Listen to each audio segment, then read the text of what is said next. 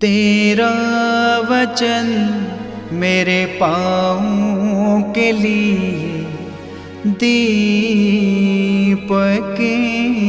है और मेरे मार्ग का उजियाला है। तेरा वचन मेरे पाँवों के लिए दीपक है। पहला पाठ नबी यिर्मयाह का ग्रंथ अध्याय 23 पद संख्या 5 से 8।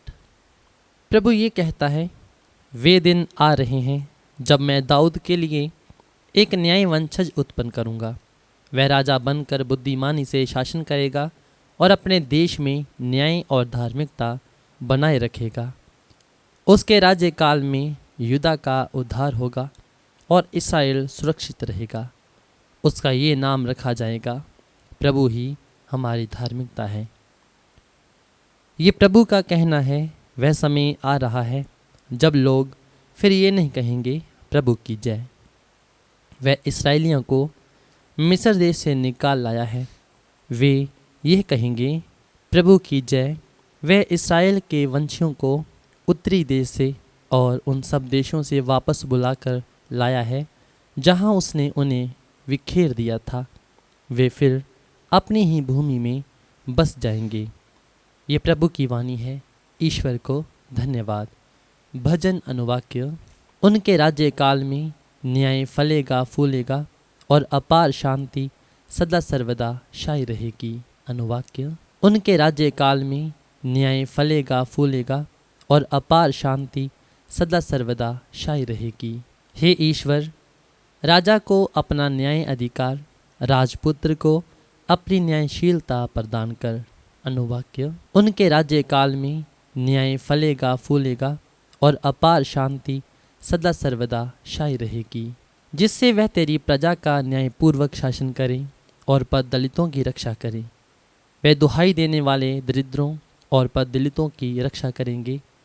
वे निस्सहाय और दरिद्र पर तरस खाकर पद दलितों के प्राण बचाएंगे। अनुवाक्य।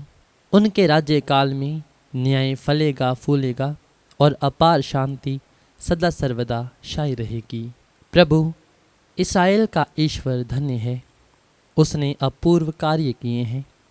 उसका महिमामय नाम सदा सर्वदा धन्य हो।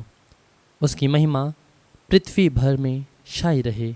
अनुवाक्य। उनके राज्यकाल में न्याय फलेगा फूलेगा और अपार शांति सदा सर्वदा छाई रहेगी। जय घोष हालेलुया। अनुवाक्य। हालेलुया।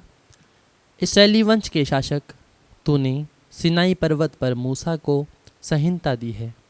तू अपना दाहिना हाथ पसार कर हमें बचाने आने की कृपा कर। अनुवाक्य। हालेलुया। संत मत्ती रचित पवित्र सुसमाचार अध्याय 1 पद संख्या 18 से 24। मसीह का जन्म इस प्रकार हुआ।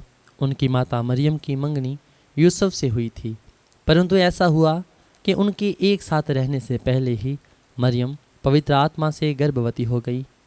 उसका पति यूसुफ उसे चुपके से त्याग देने की सोच रहा था, क्योंकि वह धर्मी था और मरियम को बदनाम नहीं करना चाहता था।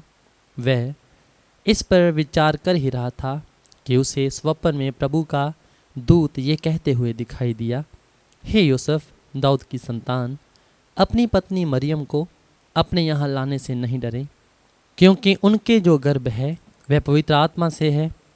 वह पुत्र प्रसव करेंगी और आप उसका नाम यीशु रखेंगे, क्योंकि वह अपने लोगों को उनके पापों से मुक्त करेगा। ये सब इसलिए हुआ कि नबी के मुख से प्रभु ने जो कहा था वह पूरा हो जाए। देखो, एक कुंवारी गर्भवती होगी और पुत्र प्रसव करेगी और उसका नाम इमैनुएल रखा जाएगा, जिसका अर्थ है ईश्वर हमारे साथ है। यूसुफ नींद से उठकर प्रभु के दूत के आज्ञा अनुसार अपनी पत्नी को अपने यहाँ ले आया। ये प्रभु का पवित्र सुसमाचार है। ख्रीस्त की जय।